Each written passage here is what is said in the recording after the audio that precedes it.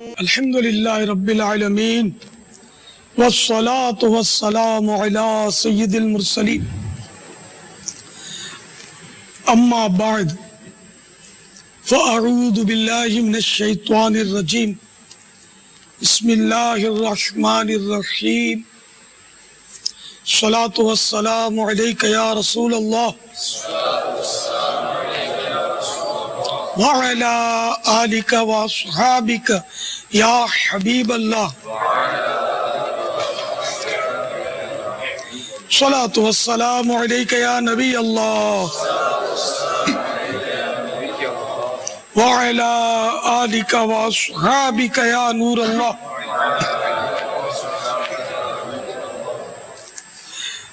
ضیاء درود و سلام جو کہ دعوت اسلامی کے اشاعتی ادارے مکتبۃ المدینہ کا چھپا ہوا رسالہ ہے، پیج نمبر 3 پر ہے.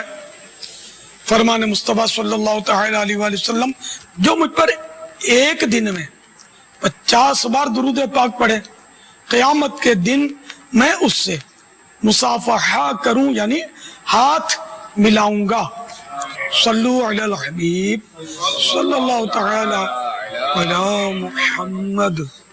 الحمدللہ 1437 ہجری کے شوال المکرم کی آج 26ویں شب ہے. عالمی مدنی مرکز فیضان مدینہ میں کثیر عاشقان رسول جمع ہے. خصوصاً افتتاح بخاری کا بھی سلسلہ ہونا ہے انشاءاللہ عز و جل. ہمارے عالمی مدنی مرکز فیضان مدینہ کے درجہ دور حدیث شریف کے کثیر طلبہ کرام بھی ہمارے مدنی مذاکرے میں شریک ہیں. صلو علی الحبیب صلی اللہ تعالی علی محمد. آپ سوالات کیجئے، ہر سوال کا جواب وہ بھی ثواب دے پاؤں یہ ضروری نہیں، بن پڑا تو عرض کرنے کی کوشش کی جائے گی.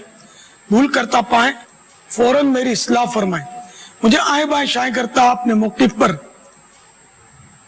بلا وجہ اڑتا نہیں، شکریہ کے ساتھ رجوع کرتا پائیں گے انشاءاللہ عز و جل.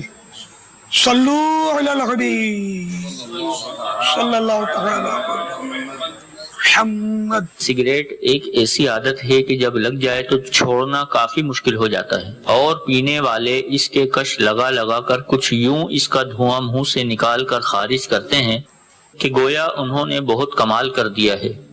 بہت سے لوگ کہتے ہیں کہ جو لوگ سگریٹ پیتے ہیں اس سے زیادہ سگریٹ اس انسان کی زندگی کو پیتی ہے. سگریٹ کے ہر پیکٹ پر یہ تحریر ہوتی ہے: تمباکو نوشی کا انجام منہ کا کینسر. لیکن پھر بھی لوگ پیتے ہیں. تو آپ سے سوال یہ ہے کہ نقصانات معلوم ہونے کے بعد بھی لوگوں کا ایسا کرنا کیسا؟ اور آپ مزید اس کے نقصانات کے بارے میں کچھ ارشاد فرمائیں. اور اکثر لوگ بھرے مجمع میں بس میں سگریٹ پیتے ہیں جس سے لوگوں کو بھی تکلیف کا سامنا کرنا پڑتا ہے. کیا یہ حقوق العباد کے خلاف ہے؟ سگریٹ ہو، بیڑی ہو، حقہ ہو، نہ تمباکو نوشی اسموکنگ، نہ تمباکو پینا یا تمباکو کھانا. اب یہ کہ اس کو مطلقاً تو ناجائز کوئی بھی نہیں کہے گا، بلکہ اگر کوئی ماہر طبیب اس کے استعمال کی اجازت دے بطور علاج تو اس کی بھی گنجائش ہے کہ پیٹ اور دانتوں کے بعض امراض میں تمباکو کا استعمال مفید بھی ہوتا ہے. لیکن یہ صرف اور صرف ڈاکٹر کے مشورے سے یہ علاج کیا جا سکتا ہے. تو یوں پتا چلا کہ یہ مطلقاً ناجائز تو نہیں ہے، بلکہ بہتر ہے اگر علاج میں وہ کام آ رہا ہے تو. لیکن اکثر اس کے نقصانات ہی بیان کیے جا رہے ہیں، اور اس کا انجام کینسر ہے یہ جو لکھا ہوتا ہے یہ بھی اپنی جگہ پر درست ہے.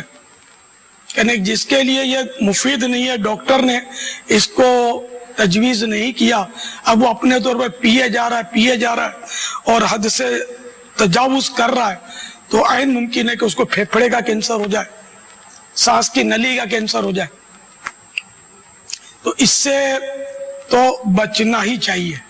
ہاں ناجائز ہونے کی صورت اس کی یہ ہو سکتی ہے کہ جیسے کہ کسی کو طبیب حاذق یعنی ماہر ڈاکٹر نے جو اس فیلڈ میں بھی ماہر ہے, جو جانتا ہے اس کے نقصانات کو, وہ آپ کو منع کرتا ہے کہ نہیں آپ کے لیے مضر ہے, تب تو اس سے بچنا ہوگا.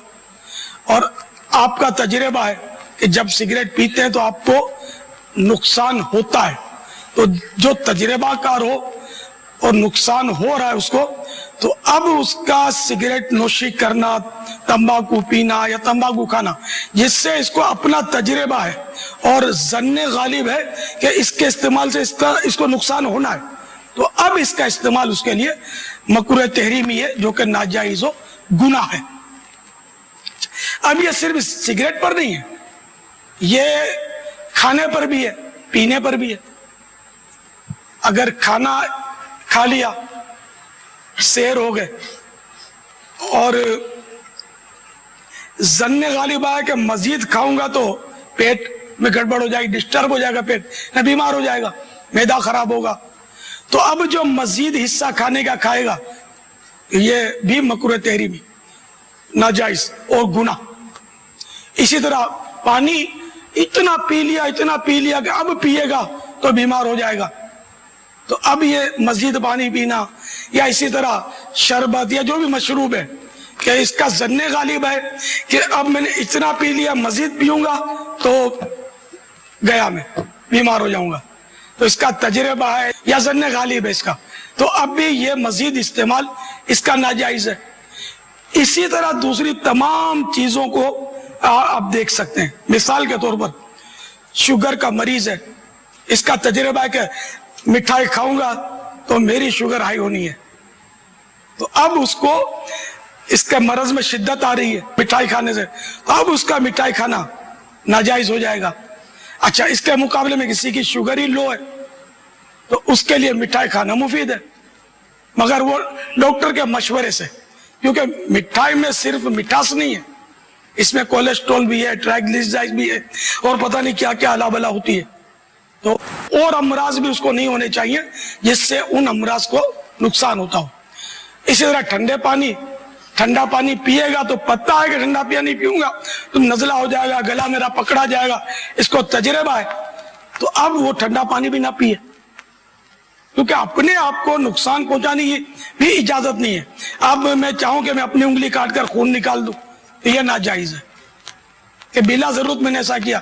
اب اس کی ضرورت ہے, ضرورتاً ڈاکٹر کٹ لگا کر خون نکالتے ہیں, جی ہاں وہ سرنج سے تو نکالتے, کٹ لگا کر بھی نکالتے ہیں, تو اب یہ کٹ لگا کر اس لیے نکالا کہ وہ بلڈ ٹیسٹ کریں گے تو جائز ہے. بلکہ گوشت کا پیس بھی نکالتے ہیں, بایوپسی, کینسر کا مرض چیک کرنے کے لیے بایوپسی کرتے ہیں, متاثرہ جگہ سے بوٹی نکالتے ہیں تھوڑی سی, ویسے کوئی بوٹی یوں نوچے تو گناہ گار ہوگا, مگر اب چونکہ ٹیسٹ مقصود ہے, بایوپسی مقصود ہے, اور مرض تک پہنچنا مقصود ہے, اور یہ کرنے والا ڈاکٹر ہے جس نے سجیشن کیا, جس نے مشورہ دیا, وہ ماہر طبیب ہے, تو اب وہ گوشت کی بوٹی نکالنا جائز ہے. تو بے تحاشا جو بدپرہیزیاں کرتے اور بیمار پڑتے ہیں, ان کو غور بہت کرنا ہے کہ یہ کھاؤں کہ نہیں کھاؤں, کھاؤں کہ نہیں کھاؤں, لیکن کوئی کھا رہا اس کو گناہ گار مت بولنا, کیونکہ وہ آپ طبیب حاذق, ظاہر ہر سامع تو طبیب حاذق نہیں ہے, ماہر طبیب یا خود تجربہ کار کہ یہ چیز کھاؤں گا تو مجھے فلاں بیماری لگ جائے گی, اس کا تجربہ ہے, پہلے بھی میں جب کھایا ہے میں بیمار پڑا ہوں, تو اب پھر بھی یہ چیز کھائے گا تو ظاہر ہے کہ جبکہ ظن غالب اس وقت موجود ہے اور کھائے گا تو گناہ گار ہوگا. یہ پورا اگر یہ اصول یاد رکھ لیں گے نا تو انشاءاللہ آپ کو ہر چیز میں وہ غور کرنے میں مدد ملے گی, اور اپنی صحت کا خیال رکھنے کا یہ اہم اور بہترین مدنی پھول ہے. واللہ تعالی اعلم ورسولہ اعلم عز وجل وصلی اللہ تعالی علیہ وآلہ وسلم. صلو علی الحبیب صلی اللہ تعالی علی محمد. ماشاءاللہ آج ہمارے سینکڑوں طلباء کرام ملک کے مختلف مقامات پر دورہ حدیث سے جنہوں نے فراغت حاصل کی, دورہ حدیث مکمل کیا ہے وہ ہیں, اور دعوت اسلامی کے عالمی مدنی مرکز فیضان مدینہ باب المدینہ میں بھی الحمدللہ یہ طلباء کرام اس وقت جمع ہوں گے، اور ساتھ ہی ساتھ آج وہ طلباء کرام بھی بالخصوص شرکت ہوں گے. جیسے ابھی آپ منظر دیکھ رہے ہیں کہ یہ طلباء کرام بھی مدنی مذاکرے میں شامل ہیں، اور ان کا انشاءاللہ اس وقت تھوڑی دیر کے بعد افتتاح بخاری کا بھی معاملہ ہوگا کہ بخاری شریف کی حدیث پاک بیان کی جائے گی اور اس کی وضاحت بھی کی جائے گی. وہ مدنی پھول بھی انشاءاللہ بیان کیے جائیں گے. تو یہ دعوت اسلامی کو اللہ تعالیٰ نے بڑی برکت عطا فرمائی ہے کہ اس کے تحت سینکڑوں جامعات المدینہ قائم ہیں، اور اس میں ہزاروں اسلامی بھائی عالم کورس کر رہے ہیں، یعنی درس نظامی کر رہے ہیں، اور اسلامی بہنیں بھی درس نظامی کر رہی ہیں. اور ردا پوشی کا اجتماع جو انہوں نے جو درس نظامی اپنا مکمل کیا ہے، تو اسلامی بہنوں کی ردا پوشی کا وہ اجتماع کہلاتا ہے، اور اسلامی بھائیوں کی دستار بندی کا اجتماع. وضاحت کری کہ عوام کے نہیں سمجھ پونی ردا پوشی. ردا پوشی کیا میں بتاؤں، آپ بتائیں. کبھی دیکھی نہیں ہے میں نے. کیا سنا ہے کوئی چادر اڑاتے ہیں، ایسا ہی ہے. ردا مانے چادر، تو یہ چادر پوشی نے چادر اڑانا، ایسا ہی ہوگا تو ہوتا ہوگا. تو چادر اور دستار بندی میں امامہ باندھا جاتا ہے فارغ التحصیل طلبا کو. فارغ التحصیل بھی کیا، جو درس نظامی کورس ہوتا ہے عرفاً اس کو عالم کورس بولتے ہیں. تو درس نظامی کورس کر کے جو فارغ ہوا تو ضروری نہیں کہ وہ عالم ہو گیا ہو، کیونکہ ہر ایک اتنی توجہ سے دل لگا کر پڑھے اور پھر پرائیویٹ اسٹڈی بھی کرے اور عالم کی وہ ڈیفینیشن پر پورا اترے، وہ الگ بات ہے. تو درس نظامی نہیں بھی کیا ہوگا تب بھی وہ عالم کی ڈیفینیشن پر آ سکتا ہے، جبکہ اس کی ضرورت کے وہ جو بھی شرائط ہیں وہ پورے ہوں. بہرحال تو یہ درس نظامی ایک کورس ہے جو واقعی یعنی کہ عالم بننے میں بہت معاون، اور کئی درس نظامی کرنے والے وہ پورے عالم بن کے بھی نکلتے ہوں گے، جو مطالعے کے شوقین وغیرہ ہوتے ہوں گے، اور دل لگا کر جو پڑھایا جاتا ہے اس کو باقاعدہ بغیر چھٹیاں کیے اور پورے درجے اٹینڈ کرتے ہوں گے. اور اساتذہ کی طرف سے جو آداب ملتے ہوں گے مطالعہ کرنے وغیرہ کے، جس کو ہوم ورک عام وہ دنیاوی اسکول میں بولتے ہیں، یہ سب کرتے ہوں گے تو وہ ہو سکتا ہے بہت بڑے علامہ بن کے نکلتے ہوں. تو یوں مطلب یہ کہ جو درس نظامی سے فارغ ہوئے ہیں کوئی 365 پورے ملک میں، پاکستان میں، باہر ملکوں کی بات نہیں کر رہا، باہر ملکوں میں بھی درس نظامی کے جامعات المدینہ قائم ہے الحمدللہ دعوت اسلامی کے. پاکستان میں اس سال 365 طلباء کرام کی وہ دستار بندی ہونی ہے. اور ردا پوشی جو ہے 692 میں سے ایک کم، یعنی 700 میں سے 9 کم اسلامی بہنوں کی طالبات کی ہری چادر کی ترکیب، سبز چادر انشاءاللہ ان کو وہ کوئی بھی ان کی استانیاں وغیرہ پہناتی ہوں گی، باجیاں.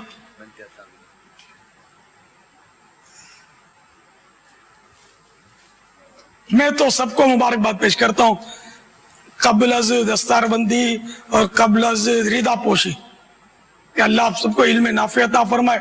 لیکن دیکھیے ردا پوشی عالمہ نہیں بنا دیتی، دستار بندی سے عالم نہیں بن جاتا. عالم اور عالمہ علم سے بنتے ہیں.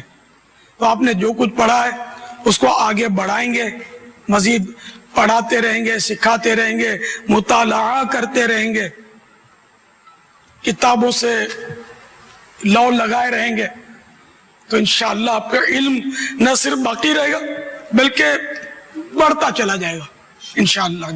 یہ مدنی چینل بھی علم افزا ہے، علم بڑھانے والا ہے. مدنی مذاکرے کو بھی کسی کونے میں جگہ دے دیجئے گا اپنے علم دین کو حاصل کرنے کے وہ جدول میں، تو یہ بھی انشاءاللہ آپ کا ممد و معاون ہوگا علم دین بڑھانے میں انشاءاللہ. باقی جو طلباء کرام عام طور پر وہ درس نظامی کر لیتے ہیں لیکن پھر یہ کام دھندے میں لگ جاتے ہیں، یہ نوٹیں چھاپنے میں لگ جاتے ہیں، تو نوٹیں چھاپنے کے بجائے کتابیں چھاننے میں وقت گزاریں گے نا تو آپ کا علم بڑھے گا. ورنہ وہاں نوٹیں چھاپنے میں بھی نوٹیں ہی چھاپتے ہیں بیچارے, ہمارا بھول بھال جاتے ہیں. ایک صاحب کا تعارف, بہت اچھے بزرگ کے وہ شاگرد تھے, ہند کا واقعہ بتا رہا, چٹکلا ہے. تو میں نے ان کا تعارف بطور عالم کروایا. تو بعض فری ہوتے نا, عالم کی جاری ہوئے پاری دی ہوئے, وہ مطلب بزنس مین ہے لیکن درس نظامی کیا انہوں نے, تو اب بیپاری رہ گیا, اس کو کیا یاد رہا ہوگا. تو یہ مطلب تجارت اچھی چیز ہے, مگر امام اعظم ابو حنیفہ رحمت اللہ تعالی علیہ جیسے ذہن بھی تو نہیں ہے نا کہ تجارت کے ساتھ ساتھ ہم انہیں علم دین کی خدمت بھی جاری رکھ سکیں. ایک ہی کام ہم کر سکتے ہیں. تو آپ تدریس کریں یا جو آپ کے اساتذہ مشورہ دیں, تدریس ہے, مزید وہ تخصص فی الفقہ کا بھی الحمدللہ درجہ شروع ہو گیا ہے اللہ کی رحمت سے, اس کی طرف بھی رجوع کریں کہ اگر آپ مفتی نہیں بھی بن پائے تو معلومات اتنی ہو جائے گی کہ سبحان اللہ, فرض علوم اتنے سیکھنے کو ملیں گے, اضافی علوم اتنے ملیں گے کہ جس کی انتہا, یہی بہت بڑا سرمایہ ہوں گے آپ کے لیے انشاءاللہ عز و جل. اسی طرح المدینۃ العلمیہ یہ بھی ایک شعبہ ہے, دعوت اسلامی ہی کا ہے, اور اس میں بھی قسمت آزما لے, خدمت کا موقع ملے, المدینۃ العلمیہ ہے. پھر یہ کہ مزید آپ تخصص الفقہ میں اگر آگے بڑھتے ہیں, اللہ توفیق دے اور یہ سعادت ملے, تو دارالفتہ اہل سنت ہو سکتا ہے آپ کو قبول کر لے, تو یہ دعا بھی کرتے رہنا, کوئی ورد وظیفہ کر کے اور روزانہ دعا کرتے رہنا کہ وہاں داخلے محدود ہیں, ظاہر ہے کہ اس میں بہت زیادہ صلاحیت ہونی چاہیے. اب ماما مار کا بٹھا دیں گے تو پھر ان کے ہاتھ میں اسلام کی باغ ڈور تو نہیں دے سکتے نا. پورا ذہین اور اصول فقہ جانتا اور مفتیان کرام اس کو پاس کریں, سورسیں وغیرہ نہیں چلتی, اس میں صلاحیت اس کی سورس ہے, صلاحیت اس کو داخل کروائیے اس میں, اور وہ آگے بڑھے گا, ترقی کرے گا انشاءاللہ. تو یہ بہت سارے اپنے کام ہیں, مدنی کام, تو اس میں لگے رہیں تو انشاءاللہ آپ کا علم دین جو ہے نا, جو آپ نے حاصل کیا ہے اس کی برکتیں آپ پائیں گے. کام دھندوں میں لگ گئے تو مشکل ہے کہ آپ کو کچھ یاد رہے, عربی عبارتیں بھی جو رٹی تھی وہ بھی شاید بھول بھال جائیں گے. اور علم دین کے حصول کا کوئی یہ وہ بہرے نہ پیدا کنار ہے, اس کا کوئی سرا نہیں ہے. وہ جتنا ڈیپ جائیں گے اس کا ڈیپتھ بہت ہے. انشاءاللہ وہ مدنی موتی اس سے حاصل کرتے رہیں گے. خوب مطالعہ کریں, اتنا مطالعہ کریں, اتنی کتابیں ہمارے علماء نے لکھی ہیں کہ ہماری زندگیاں ختم ہو جائیں, زندگی ختم ہو جائے, مطالعہ پورا نہیں ہو سکتا. لاکھوں صفحات پر ہمارے علماء نے مدنی پھول بکھیر رکھے, وہ پڑھیں آپ اس کو. انہوں نے اتنی محنت کر کے لکھی, ہم کھول کر دیکھنے کے لیے تیار نہیں ہے, اور بننا بھی علامہ فہامہ ہے. کیسے ہوگا؟ اللہ مجھے بھی توفیق دے, آپ کو بھی توفیق دے. امامت بھی ایک بہت اچھا ذریعہ ہے, حلال روزی کا بھی بہترین ذریعہ ہے. اگر وہ شرعی احکام کے تحت, اصولوں کے تحت امامت کرے, امامت کا اہل بھی ہو, تو بہترین ذریعہ حلال روزی کا. نہ اس میں جھوٹ بولنے کی ضرورت پڑے گی, نہ بارگیننگ کی ضرورت پڑتی ہے, نہ اونچ نیچ کرنے کی ضرورت پڑتی ہے, نہ ملاوٹ کرنے کی ضرورت پڑتی ہے. نماز تو ویسے ہی پڑھنی ہے, اہل ہے تو پڑھا دیا کرے. نیتیں اچھی ہوں گی تو جتنے مقتدی پیچھے سب کا بھی ثواب ملے گا نا امام کو. تو اب وہ امامت کو بھی دیکھ لیں. دوسرا ہے کہ اس سے آپ کو مسجد ملے گی, اور مسجد کا امام اگر با اخلاق با کردار ہو نا, تو اس علاقے کا وہ بے تاج بادشاہ ہوتا ہے. پھر جو وہ بولتا ہے نا لوگ کرتے ہیں. بڑے بڑے ترم خان جو ہوتے ہیں نا اس کو سلام کریں گے, دیکھ کے سگریٹ چھپا لیں گے. اگر امام اگر مہذب نہ ہوا نا, ان کے ساتھ فری ہو گیا, تو پھر یہ امامہ بھی کھینچ لے گا امام صاحب کا. تو اس لیے امام کو اپنے مابے میں رہنا چاہیے, اپنا وقار برقرار رکھنا چاہیے, سیریس رہنا چاہیے, ان کے سکھ دکھ میں حصہ لینے والا ہونا چاہیے. تو انشاءاللہ آپ نیکی کی دعوت, اپنی واہ واہ کروانے کے لیے کہ آپ کی نیکی کی دعوت عام ہو. دعوت اسلامی ایک چھوٹی سی مسجد سے تو چلیے, وہ مسجد اب تو سنتا ہوں کہ وہ وسیع ہو گئی ہے, چھوٹی سی تھی یار, بہت چھوٹی تھی, نور مسجد, پھر شہید مسجد, یا اس سے بھی چھوٹی. دعوت اسلامی وہیں سے چلیے. آج اللہ کا کرم ہے کہ ہم 200 ممالک تک پہنچ گئے.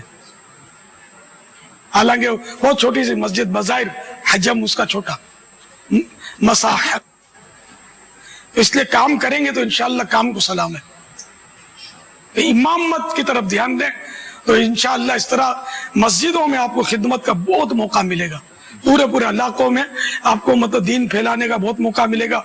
दूसरे इलाके वाले भी आपको बुलाएंगे इंशाअल्लाह। फ़ायदा दूसरों को भी इससे होगा। असल में अगर इसी तरह के तलबा और पढ़े हुए अच्छे अंदाज में कुरान पाक पढ़ा हो तजवीद के साथ, तो इससे दूसरों को फ़ायदा ये होगा कि उनकी नमाज भी लोगों की सही होगी। क्योंकि बहुत सारी मसाजिद खुसूसन छोटे शहरों में, गाँवों में ऐसी होती हैं कि इमाम की तिलावत, उसके मसाइल ये बड़ी आजमाइश में डाल देते हैं, बहुत मुश्किल हो जाता है। सल्लल्लाहु तआला अला मुहम्मद। अल्हम्दुलिल्लाहि रब्बिल आलमीन वस्सलातु वस्सलामु अला सय्यिदिल अंबिया वल मुरसलीन। अम्मा बाद फ़अऊज़ु बिल्लाहि मिनश शैतानिर रजीम। बिस्मिल्लाहिर रहमानिर रहीम।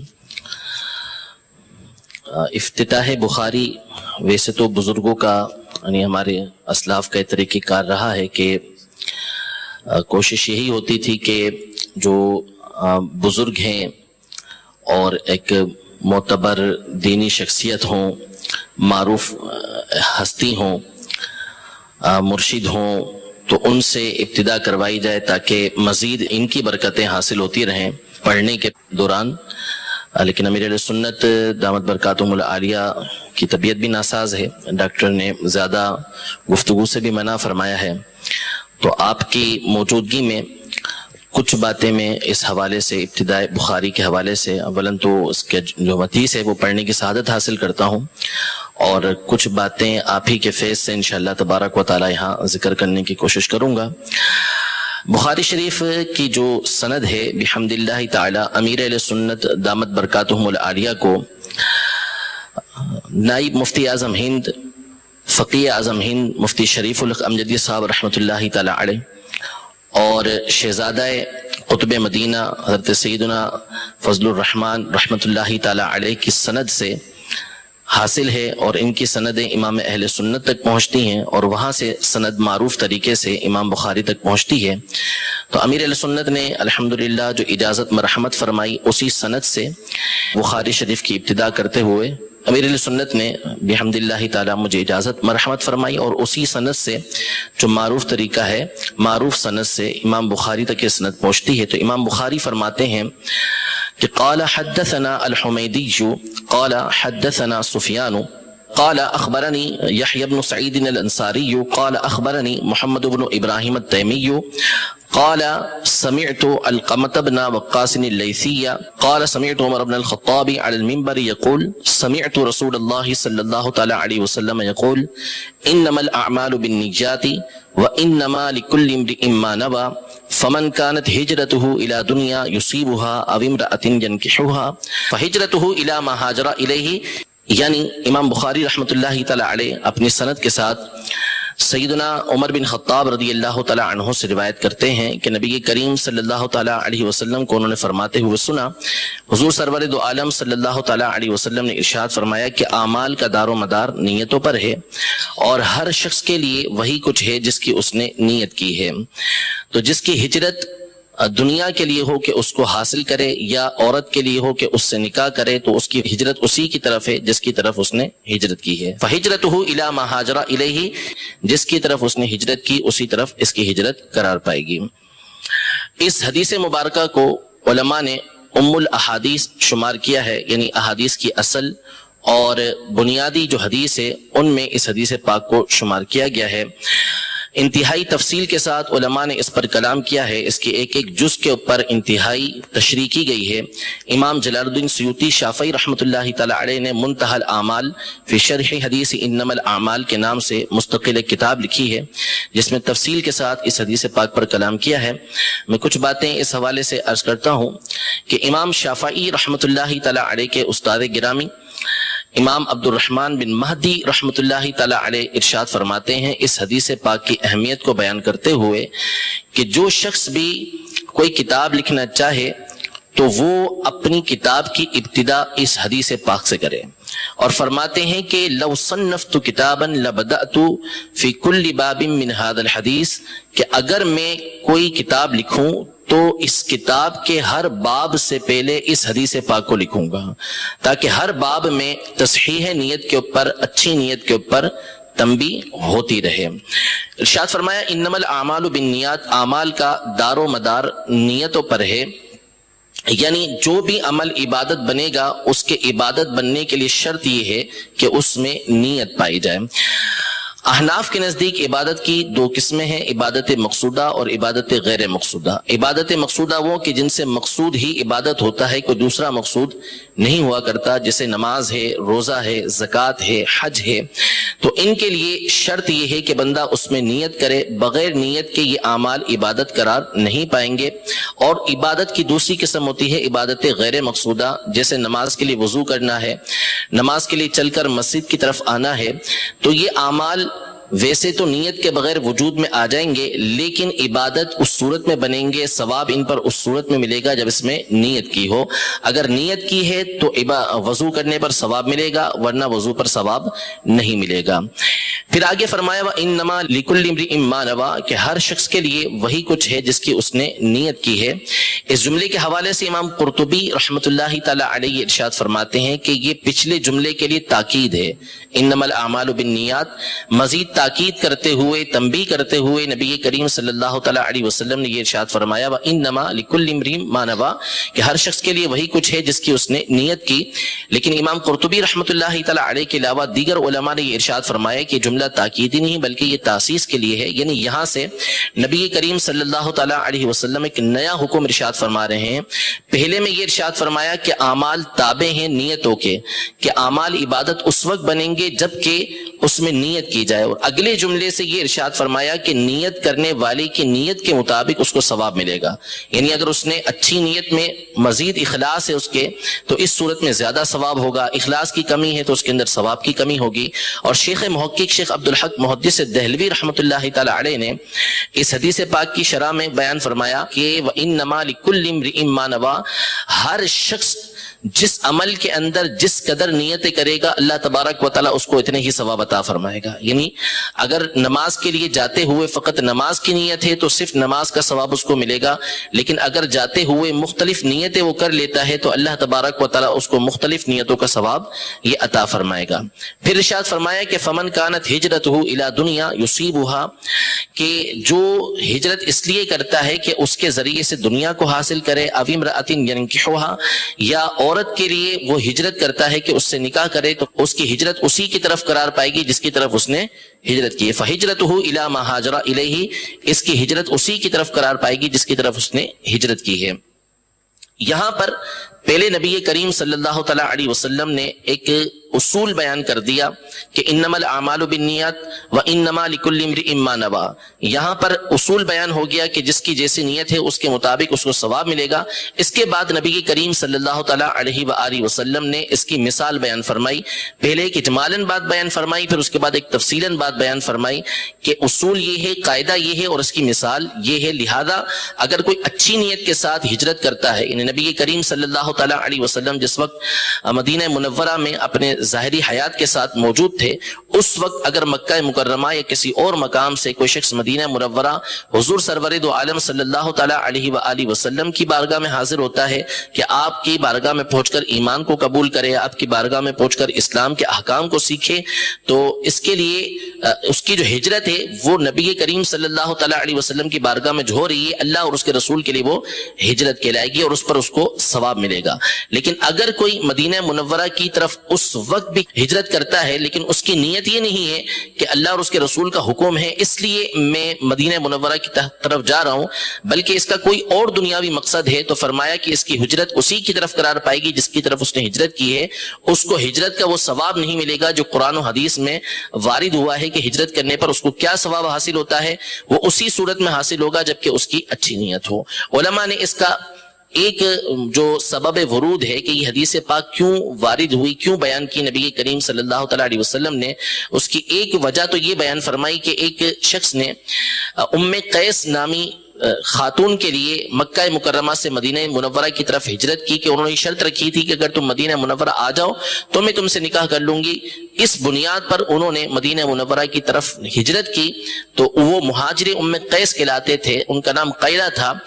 تو اس لیے نبی کریم صلی اللہ تعالیٰ علیہ وآلہ وسلم نے ارشاد فرمایا کہ اگر عورت کے لیے ہجرت کی ہے تو اس صورت میں جو ہجرت کا ثواب ہے وہ نہیں ملے گا, بلکہ ان کی ہجرت اسی کی طرف کہلائے گی جس کے لیے انہوں نے ہجرت کی ہے. اور علامہ آبی سندھی رحمۃ اللہ تعالیٰ علیہ نے المواہب اللطیفہ میں یہاں یہ ارشاد فرمایا کہ اس کا ایک اور سبب ہے کہ کیوں نبی کریم صلی اللہ تعالیٰ علیہ وآلہ وسلم نے یہ بات ارشاد فرمائی. اور اس پر آپ یہ فرماتے ہیں کہ میں نے حدیثوں کی جو شروحات دیکھی اس میں یہ وجہ نہیں لکھی تھی, البتہ میں نے اپنے مرشد گرامی کی بارگاہ میں حاضر ہو کر ان کی درس گاہ سے ان کی صحبت سے جو بات حاصل کی اس میں سے یہ تھی کہ اس حدیث کا ایک سبب ورود, یعنی اس حدیث کو بیان کرنے کی ایک وجہ یہ ہو سکتی ہے کہ اس زمانے میں چونکہ انصار جو صحابہ تھے انہوں نے ایثار کا ایک بہت اعلیٰ مظاہرہ پیش کیا تھا کہ اپنا آدھا سامان یہ ہجرت کرنے والوں کو دے دیا تھا. تو اس وقت کسی کے ذہن کے اندر یہ بات آ سکتی تھی کہ ہم مدینہ منورہ کی طرف ہجرت کریں تو وہاں پر انصار مال کی سخاوت بہت زیادہ کر رہے ہیں, تو یہ دنیا ہمیں حاصل ہو جائے. تو نبی کریم صلی اللہ تعالیٰ علیہ وآلہ وسلم نے تنبیہ کرنے کے لیے اس بات پر ارشاد فرمایا کہ جس کی ہجرت دنیا کے لیے ہوگی کہ اس دنیا کو حاصل کرے تو اب اس پر ثواب نہیں بلکہ اس کی ہجرت دنیا ہی کی طرف کہلائے گی. امام بخاری نے اس حدیث پاک کو ابتدائی کتاب کے اندر ذکر کیا ہے. اس پر علماء نے اس بات کو بیان فرمایا کہ امام بخاری کا جو مقصد اصلی ہے اس حدیث پاک کو بیان کرنے کا وہ اس بات پر تنبیہ کرنا ہے کہ جو ان کی کتاب کو پڑھنے والا ہے, سننے والا ہے, اس کا مطالعہ کرنے والا ہے, اس کو چاہیے کہ اپنی نیت کو اچھا رکھے کہ اگر اچھی نیت کے ساتھ بخاری شریف کو پڑھے گا, سنے گا تو اس کو ثواب حاصل ہوگا, اور اگر اچھی نیت نہیں ہوگی تو اس صورت میں بخاری شریف کا پڑھنا سننا اس کے لیے باعث ثواب نہیں ہوگا.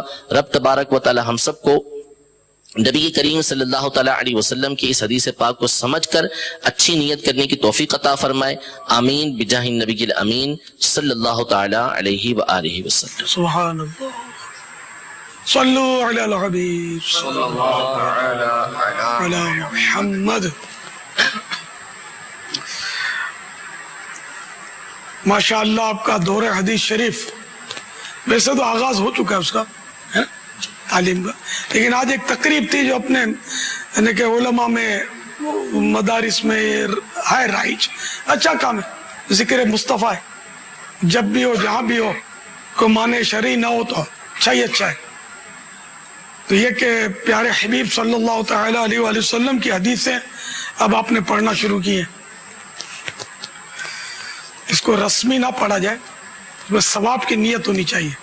اب ثواب کی نیت سے تو بخاری شریف ثواب کی نیت بلکہ مطلق نیت کے تعلق سے تو پہلی حدیث ہے ام الاحادیث, اصولی حدیث ہے, اور کئی کتب میں اسی حدیث سے آغاز ہوا ہے حدیث کی کتابوں کا. تب بھی مطلب یعنی کہ وہ بغیر سمجھائے یہ حدیث پاک تو زمانے سے جو تھوڑا بہت مذہبی رجحان ہوتا ہے اس کو پتا ہوتا ہے, انما الاعمال بالنیات, پھر وہ اپنے انداز میں بولتے ہیں الاعمال والنیات وغیرہ وغیرہ. یعنی یہ ہوتا ہے کہ نیت کی حدیث تو ہم نے وہ یوں کہ لڑک پن سے سن رکھی ہے جو دعوت اسلامی کا تصور بھی نہیں تھا, لیکن جب تک کوئی خلاصہ ور سمجھاتا نہیں ہے نا اب سمجھ میں آتا نہیں ہے. تو جب اللہ نے چاہا تو وہ نیتوں کا یعنی کہ پورا جو ایک ذہن بنا, جب اللہ نے چاہا. ایک بار میں نے عطر اٹھا کر لگایا پر نیت نہیں کی, تو میں نے پھر وہ بوتل اٹھائی, تو یار عطر لگانا خوشبو لگانا تو ہے سنت, تو کیوں نہ بنیت سنت لگاؤں. تو میں نے وہ اٹھائی اور اب سنت کی نیت سے پھر عطر لگایا. تو یوں نیت کا تھوڑا ذہن بننا شروع ہوا. مدینۃ الاولیاء ملتان شریف میں وہ نیت کا پھل یہ میں نے ایک بیان تیار کیا. تو اس سے الحمدللہ ایک دعوت اسلامی کے مدنی ماحول میں ایک نیت کا چرچا ہوا کہ بھئی نیت بھی ایک کوئی ہے مطلب کہ جو کی جاتی ہے. اور اس سے پہلے اتنا رجحان کم تھا نیتوں کی طرف. میں ایک چٹکلا سناؤں, کچھ مزید اشارہ کچھ بھی نہیں, ایک بڑی شخصیت نام ہے ان کا, تو وہ جب سنے تو اتنا متاثر ہوئے, حالانکہ وہ پڑھتے پڑھاتے ان کو زمانہ گزر گیا. اللہ دیکھو یہ مولانا جو کہتے ہیں نا نیتیں وہ سب میں نے کر لیا, اس طرح ان کو اتنا وہ سرور آیا, مطلب پڑھتے پڑھاتے عمریں گزر گئی, لیکن وہ نیت کرنا کروانا اس کی ترغیب دینا باقاعدہ اس کا رجحان نہیں تھا اپنے ماحول میں. پہلے کے دور میں یہ حالت تھی کہ وہ قوت القلوب میں لکھا ہے کہ پہلے باقاعدہ نیت کورس, اب یہ نام ہو سکتا ہے اس کا نیت کورس, تو پہلے باقاعدہ نیت کورس ہوتا تھا اور نیت کا علم حاصل کرتے تھے علماء نیت. اب عالم نیت کا تذکرہ فتح رضویہ شریف میں ہے تو صحیح, لیکن عالم نیت کون, اس کی ڈیفینیشن کیا, تخصص فی النیات, یہ تو اسی صورت میں کریں گے نا جب اس کے کوئی اس ڈگری کا کچھ استعمال ہو, کوئی بڑی تنخواہ ملے یا کچھ ہو, باقی نہیں کرتے یار. وہی کورس کرتے ہیں جس میں کچھ آمدنی ہو. تو اللہ پاک توفیق دے کہ اعلاء کلمت الحق کی نیت ہو کہ اللہ کا کلمہ بلند کرنا ہے, مجھے دین کی خدمت کرنی ہے, چاہے کسی بھی شعبے میں میں رہوں, بس دین کی خدمت کروں. اب پیسہ مجبوری ہے, پیٹ بھی پالنا ہے, لیکن حرص نہیں ہونی چاہیے. اس کو آدمی اپنی مجبوری ہی سمجھے کہ میرے کو ضرورت ہے اس لیے میں حاصل کرتا ہوں, اور مزید حل میں مزید کے نعرے نہ لگاتا رہے کہ اور چاہیے اور چاہیے, لاؤ لاؤ. کیونکہ حرص ایسی بلا ہے کہ اس کا کوئی سرا ہے ہی نہیں. خود حدیث پاک میں فرمانا کہ ابن آدم کو 2 سونے کی وادیاں مل جائیں تب بھی وہ کہے گا کہ وہ تیسری مل جاتی تو اچھا تھا. تو اس کا سرا نہیں ہے کوئی, تو اس لیے وہ حرص ہو تو وہ ہو جس کی حدیث میں پذیرائی کی گئی. علم دین کے حریص کی پذیرائی ہے. 2 حریصوں کی مثال ہے کہ یہ دونوں حریص ایسے ہیں کہ یہ کبھی آسودہ نہیں ہوتے, یعنی ان کا جی نہیں بھرتا. ایک علم دین کا حریص, علم کا حریص, تو جہاں بھی اس طرح کے معاملات میں علم کا تذکرہ ہوتا ہے وہ کہیں پڑھا کہ یہاں مراد علم دین ہوتا ہے. جی ٹھیک ہے نا.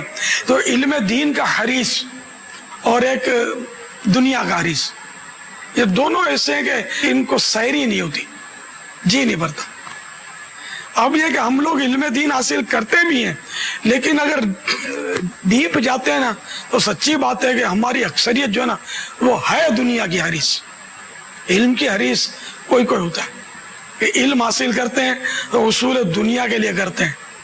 بڑی مسجد مل جائے تو اچھی تنخواہ ملے گی, اور تنخواہ کے لیے لڑنا جھگڑنا اور پھر برائیاں کرنا کہ ہم کو تنخواہ پوری نہیں دیتے, اور بینک کے افسر کو تو اتنی تنخواہ ہے تو فلاں کو اتنی تنخواہ ہے. ارے نا شکر ہے تجھے علم دین کی سعادت ملی, یہ کم تھا. تم ان کی ریس کرتے ہو کہ جو حلال حرام کو سمجھتے ہی نہیں ہے, بلکہ حرام کی تنخواہوں پر جو گزر بسر کرتے ہیں, اور جن کو وہ الف کا با آتا نہیں ہے, دیکھ کر قرآن کریم پڑھنا نہیں آتا, ایسے افسروں کی تم ریس کرتے ہو کہ ان کو تنخواہ زیادہ ملتی ہے. تو ان کی وہ تنخواہ کیا ان کو جنت میں لے جائے گی؟ اگر تم علم دین پر اکتفا کرو اور صبر و شکر سے گزارا کرو تو یہ جنت میں لے جانے والا عمل ہے. بلکہ صرف آپ نہیں, علماء کو تو وہاں قیامت کے دن روکا جائے گا, ٹھہرو شفاعت کرو دوسروں کی. تو جنت میں علماء کی ضرورت پڑے گی. حدیث پاک میں یہ مضمون ہے کہ جنتی جب اللہ تعالیٰ فرمائے گا جنتیوں سے کہ مانگو کیا مانگتے ہو, تو یہ علماء سے پوچھیں گے کہ کیا کیا مانگے, تو وہ فرمائیں گے یہ مانگو وہ مانگو. تو یہ عالم, لیکن وہ عالم دین اللہ کرے شکر گزار ہو اور اس نعمت پر شکر کرے, نہ کہ دنیاوی افسروں کی ریس کرے اور اپنی تھوڑی سی تنخواہ پر دل جلائے. کہ دنیاوی تھوڑی تنخواہ ضرور ہے, لیکن اخروی جو اجر ہے نا وہ دنیا کی ساری تنخواہیں اگر جمع ہو جائے نا تو اس کے ایک ذرے کا بھی مقابلہ نہیں کر سکتی, ایسا اجر ہے. تو عالم کو تو خدا کی قسم بہت صابر و شاکر ہونا چاہیے کہ اس کے لیے دریا کی مچھلیاں دعائیں کریں, بیلوں میں چونٹیاں اس کے لیے دعائیں کریں. حالانکہ کسی بادشاہ یا وزیر کے لیے وہ نہیں کرتی دعائیں, عالم کے لیے کرتی ہیں. بھلے اس کے پاس تن ڈھانپنے کے لیے پورے کپڑے نہیں ہیں, پیٹ بھرنے کے لیے پوری غذا نہیں ہے, ان کے لیے مچھلیاں دریا میں دعا کر رہی ہیں. یہ کتنی بڑی سعادت ہے. بہرحال عالم ہے, اور عالم کی شان تو دیکھیں آپ کہ اللہ تعالیٰ کی صفت جو ہے نا وہ عابد نہیں ہے. عبادت گزار ہونا یہ اللہ کی صفت نہیں ہے, عالم ہونا اللہ کی صفت ہے. تو کتنی بڑی بات ہے کہ آپ کو اس صفت کا مطلب فیض مل رہا ہے. اللہ جیسا عالم تو ممکن ہی نہیں ہے کوئی ہو, نہ کوئی سوچ بھی سکتا ہے, لیکن یہ کہ اس کی صفت کی ایک اس میں مظہر ہے. یہ عالم جو ہے یہ عالم ہے. تو عالم ہونا تو بہت بڑی بات ہے. کسی افسر, کسی میجر, کسی کرنل, کسی جرنل کے چہرے کو دیکھنے کی فضیلت نہیں ہے. حدیث میں عالم کے چہرے کو دیکھنے کی فضیلت ہے, کہ عالم کا چہرہ دیکھنا عبادت ہے. لیکن کس نیت سے دیکھیں, خار بھر کے دیکھے تو نہیں ہوگا ثواب. اعلیٰ حضرت رحمۃ اللہ تعالی علیہ نے اس کی بڑی پیاری وضاحت فرمائی کہ تعظیم کی نیت سے عالم دین کا چہرہ دیکھے گا, اس کا دیدار کرے گا, تو یہ عبادت ہے. تو اللہ کرے کہ آپ سب علماء بن جائیں اور باعمل علماء بنے. پیسوں کے پیچھے مت بھاگنا, شہرت کے پیچھے دوڑ نہیں لگانا, دوسروں کی ریس نہیں کرنا, علم دین کو ہی بہت بڑی نعمت تسلیم کر لینا, عملی طور پر, وربلی طور پر نہیں, عملی طور پر کہ بس اللہ نے مجھے یہ جو نعمت دی ہے بس اس کا میں اگر عمر بھر بھی شکر ادا کروں تو نہیں کر سکوں گا. تو وہ اچھی اچھی نیتوں سے علم دین حاصل کریں, اور یہ علم دین کا ثواب اسی صورت میں ملے گا کہ آپ ثواب کے لیے کریں گے, علامہ کہلوانے کے لیے کریں گے. تو پھر تو وہ حدیث شریف ہے جی ہاں کہ سب سے پہلے قاری, سخی اور شہید یہ سب سے پہلے لائے جائیں گے قیامت کے روز. عالم, قاری کا معنی عالم ہے, یہاں عالم الدین, اس کی شرح میں یہی لکھا ہے. یہ کہ وہ عالم کو اللہ تعالیٰ اپنی نعمت ارشاد فرمائے گا تو وہ اس کا اقرار کرے گا, تو نے شکرانے میں کیا کیا. یہ حدیث کا مضمون اور خلاصہ عرض کر رہا ہوں. اللہ تعالیٰ فرمائے گا تو نے اس کا شکرانے میں کیا کیا. بولے میں نے تیرے لیے علم دین حاصل کیا, اس کو پھیلایا. ارشاد ہوگا تو جھوٹا ہے, نے اس لیے علم حاصل کیا کہ تجھے قاری کہا جائے. حدیث میں الفاظ یہ ہیں, لیکن وہ قاری کی تشریح جو ہے نا وہ شرح, وہ عالم. تو اب معنی یہ بنیں گے کہ تو نے علم اس لیے حاصل کیا کہ تجھے عالم کہا جائے. تو کہہ لیا گیا, اور اس کو گھسیٹ کر اوندے منہ جہنم میں جھونک دیا جائے گا. اس طرح مالدار سخی جو سخاوتیں کرتا تھا, اس کو اللہ اپنی نعمتیں یاد دلائے گا, وہ اقرار کرے گا تو نے کیا کیا, تیری راہ میں خرچ کیا, اور جھوٹا ہے, تو نے اس لیے خرچ کیا کہ تجھے سخی کہا جائے. تو کہہ لیا گیا. آج کل یہ جو مخیر حضرات جو ہے نا, یہ بالکل یعنی کہ یہ نوٹ کر لیں, یہ بیچارے اتنے عقل سے پیدل ہوتے ہیں. یہ جب چیک بھی دیتے ہیں نا, بارہ آپ نے دیکھا ہوگا اخباروں میں, چیک دیتے ہیں تو وہ سیدھا ہاتھ ملا رہے ہوتے ہیں, الٹے ہاتھ سے چیک دے رہے ہوتے ہیں, اور کیمرے کی طرف دیکھ رہے ہوتے ہیں. یہ میں نے دیکھا ہے. تو یہ واٹ از دس, یہ کیا کر رہے ہیں آپ؟ عقل کہاں گئی آپ کو؟ ثواب کی نیت نہیں کری آپ نے. ثواب کی نیت کری ہوتی تو کیمرے کی طرف کیوں دیکھتے؟ تو جو مطلب اس لیے دے نا, جو اس لیے دے کہ دنیا میں اس کو سخی کہہ دیا گیا, سمجھے, اب کچھ نہیں, اب اس کو بھی اٹھا کر جہنم میں جھونک دیا جائے گا. نام چاہیے, سب کو اعلان ہونا چاہیے. نام لے کر مسجد میں امام صاحب دعا کریں کہ میں نے پنکھے لگا دیے مسجد میں, کارپیٹ بچھا دیا ہے. ایسا کائے کو کرتے ہیں؟ اللہ کے لیے کرو نا, دعا خود ہی کریں گے لوگ, نہ کریں تو کوئی بات نہیں. تو یوں مطلب اللہ کے لیے سب کچھ ہونا چاہیے. جو بھی نیک عمل ہے تو ثواب ملے گا, اور اس کی طرف جو ثواب ملے گا نا, اس کی دنیا اور مافیا میں کوئی مطلب مقابلہ ہی نہیں ہے. ساری دنیا کے خزانے ایک طرف, اور اللہ تعالیٰ کی طرف سے اجر و ثواب, اس کی رحمت کی ایک نظر ایک طرف. تو اس طرح مطلب یہ کہ وہ سخی کو بھی پھینک دیا گیا جہنم میں. شہید کا بھی نعمتیں اقرار کرے گا, تیری راہ میں شہید ہوا, میں لڑا تیری راہ میں شہید ہوا، جھوٹا ہے.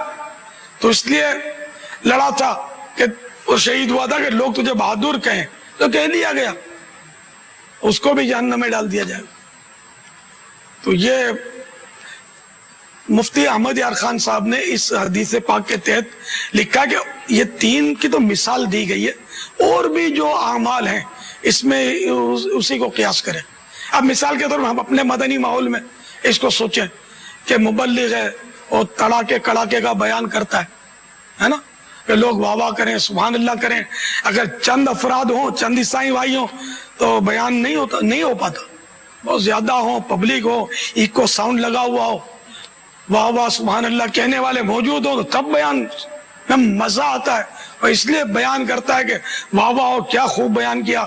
اور مدنی پھول ہم بولتے ہیں، عمدہ نکات یہ چھپا کے رکھتا ہے خاص اس کے لیے کہ تھوڑا لوگ بولیں گے یار کیا بات کی ہے، کیسا ڈھونڈ کے لایا، واہ واہ ہوگی. تو پھر یہ دیکھ لیں آپ، اور تین کا انجام چوتھے کہیں ہم نہ ہو جائیں اس کی جگہ، اور اٹھا کے پھینک دیا جائے کہ تو نے برابر بیان کیا تھا، تو مبلغ بنا تھا، لیکن میرے لیے تھوڑی بنا تھا، واہ واہ کروانے کے لیے. اور عمدہ عمدہ مدنی پھول کی تعریفیں سننے کے لیے تو نے یہ سب کچھ کیا تھا. اسی پر نعت خوان اپنے آپ کو قیاس کرے کہ تو نے میرے لیے تھوڑی مطلب وہ گلا پھاڑا تھا. یہ گلا پھاڑنا میں معورتن کہہ رہا ہوں، ورنہ گلا پھاڑنا کہ جس سے خود کو ایذا ہو یا دوسرے کو ایذا ہو تو یہ ویسے ہی مکروہ ہے، چاہے نعت شریف ہو، چاہے قرات ہو، چاہے بیان ہو، چاہے خطاب ہو. جو شعلہ بیانی فرماتے ہیں نا وہ بھی نوٹ کر لیں. ہاں شعلہ بیان خطیب ہیں، اگر یہ ان کو ضرر ہو رہا ہے، گلا بیٹھ جاتا ہے، تو تکلیف ہو جاتی ہے، تو ان کو شریعت نے روکا ہوا ہے. نہیں، اپنے آپ کو بھی تکلیف نہیں دینی ہے. اب گلا اس وقت پھٹتا ہے جب پبلک زیادہ ہوتی ہے، پبلک کا ٹھٹ ہوتا ہے. نعت خوان بغیر ایکو ساؤنڈ کے پڑھ نہیں پاتا، بھلے پیسے نہیں لیتا، وہ بہت مخلص بندہ ہے، پیسوں کے لیے نہیں پڑھتا، لیکن ایمانداری سے سوچ جب زیادہ پبلک ہوتی ہے تبھی پڑھنے کو جی چاہتا ہے نا. شروع میں نہیں پڑھے گا، وہ اسی لیے لیٹ آئے گا. اچھی آواز ہوگی نا، وہ اسی لیے لیٹ آئے گا کہ یار میں جلدی جاؤں گا، جلدی پڑھا دیں گے میرے کو، تو واہ نہیں ہوگی، کم ہوگی. وہ جب پبلک بالکل جام ہو گئی تب وہ آئے گا اس شیر کی طرح، اور پھر یوں ہاتھ لیرا کر اپنے ساتھ، کس کو مدینے جانا ہے وہ پڑھے، جس کو مدینے جانا ہے میرے ساتھ پڑھے. وہ پتہ نہیں کیا کیا کر کے وہ ترکیب بناتے ہیں. ایسا نہیں کرے. وہ یہ شعر پڑھتے ہیں، لیکن وہ جو شعر اب میں پڑھنے لگا ہوں اس کے لیے بہت بڑا مجمع چاہیے آپ کو. دل میں ہو یاد تیری گوشہ تنہائی ہو، پھر تو خلوت میں عجب انجمن آرائی ہو. یہ جب تک مجمع بالکل جام نہ ہو اس وقت یہ شعر میں سے پڑھا نہیں جاتا. یعنی دل اور زبان میں کتنا اختلاف ہے. تو اس لیے بہرحال یہ کہ اچھی اچھی نیتیں ہوں علم دین کی، تو انشاءاللہ آپ کو اس کا نفع ہوگا. وہ ثواب بڑھانے کے نسخے، یہ 72 مدنی گلدستے ہیں اس رسالے میں، 42 پیجز، یہ ضرور حاصل کیجئے. اس میں بھی نیتوں کے مدنی پھول ہیں. اللہ تعالی ہم سب کو اچھی اچھی نیتیں کرنے کی توفیق عطا فرمائے. صلو علی الحبیب صلی اللہ علیہ وسلم.